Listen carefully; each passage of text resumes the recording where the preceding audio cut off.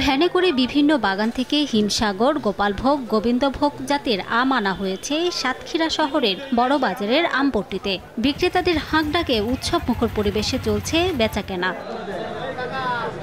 চাষি, ব্যবসায়ী সহ কৃষি সম্প্রসারণ অধিদপ্তরের মতামতের ভিত্তিতে জেলায় হিমসাগরের বাজারজাতকরণের সময় 5 দিন এগিয়ে এনে নির্ধারণ করা হয় 15 মে। তবে বাজারে তোলার পর চাষিদের অভিযোগ, সিন্ডিকেটের কারণে ন্যায্য মূল্য পাচ্ছেন না তারা। আম পাকার কারণে চাষিরা ঠিক মতন দাম পাচ্ছে না।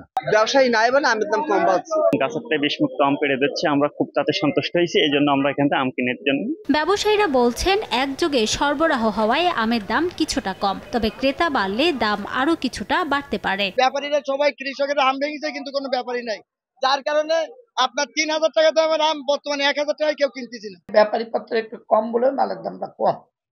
অবশ্যই 3 দিন বাড়বে, অবশ্যই চাষিরাও এতে উপলব্ধি হবে ইনশাল্লাহ। কৃষি সম্প্রসারণ অধিদপ্তরের তথ্য অনুযায়ী এবছর জেলায় আম উৎপাদনের লক্ষ্যমাত্রা 62,800 মেট্রিক টন। এর সম্ভাব্য বাজার মূল্য ধরা হয়েছে 400 কোটি টাকা।